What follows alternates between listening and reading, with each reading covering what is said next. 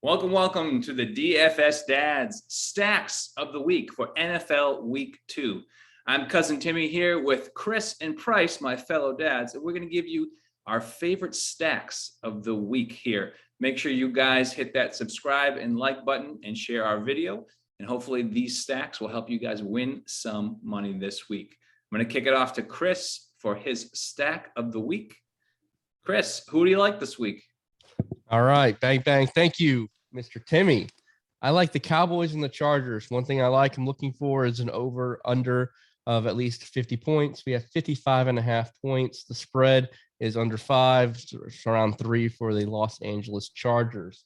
This is an afternoon game, so if you want, you might have to shuffle around some players, which is kind of nice as well.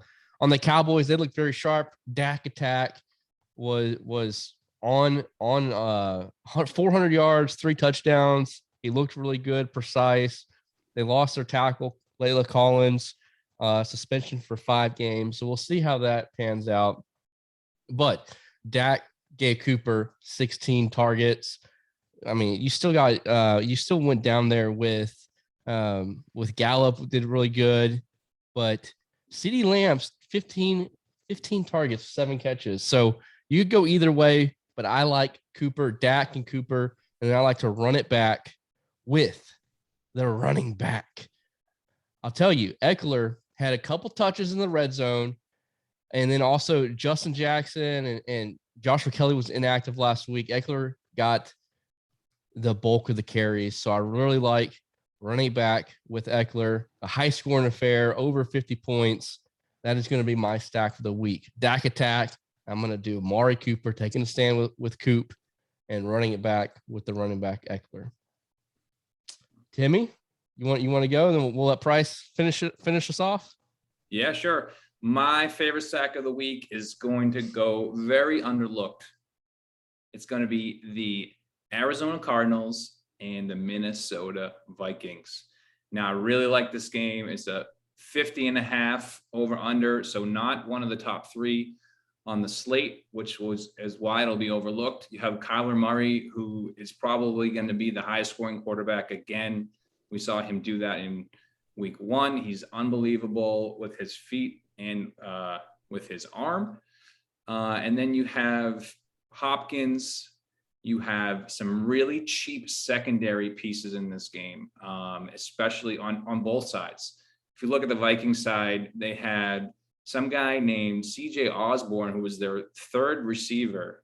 He had 9 targets and 7 receptions to go along with Jefferson and Thielen, who both had over 7 receptions last week. Thielen caught the 2 touchdowns.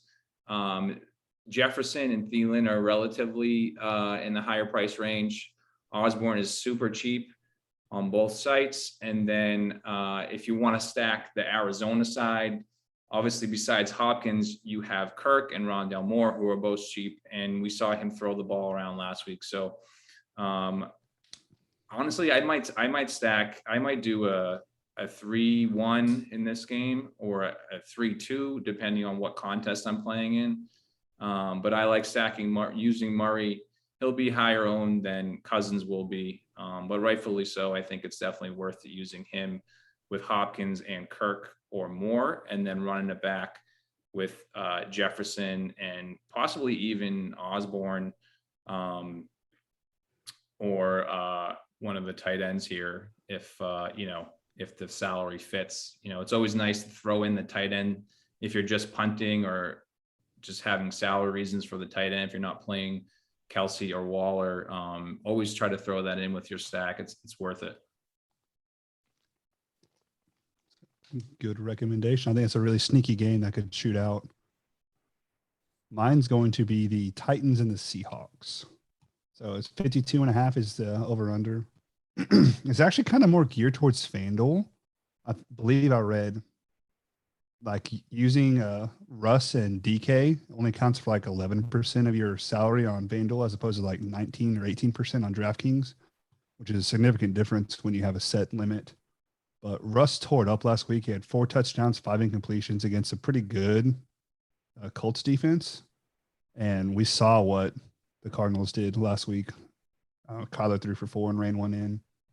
So you get dynamic playmaking, Lockett and both Metcalf. I think Metcalf kind of sets up a little bit better. They usually alternate. Chris Carson had a beast week as well. Like I would love to be able to fit Derrick Henry, Chris Carson, Russ, and Metcalf. I think you kind of have to pick though. You can probably only go 2 or 3. But I absolutely love Russ, DK, Carson, and on FanDuel it's much easier to play Derrick Henry for the pricing.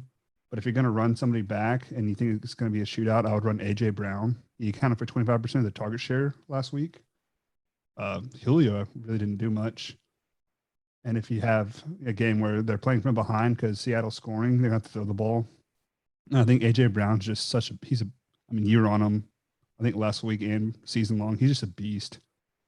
He's really hard to tackle. But I think this is going to be a really popular game. And I saw news that a storm's moving in, so I might actually lower your ownership because, you have the fear of if it's raining, these guys can't, play like normal. But, we saw what happened Thursday night. They kind of for like 60 points in the rain. So that's going to be my pick of the week is Titans and Seahawks on the Seahawks side. Nice. Yeah, I think a lot of people don't realize that rain in football means absolutely nothing. It doesn't Especially affect on passing AstroTurf. much at all. The only thing that affects passing in football is high winds. Rain doesn't do anything. So I like it when that scares people away to kind of attack those kind of games too. So Bang, bang. Yep. Those are the stacks of the week. Remember, go check us out at dfsdads.com. At the very least, follow us on our socials, the DFS Dads on both Twitter and Facebook. Put out plays of the day on all sports. Let's go make some money this weekend. all right. Good luck.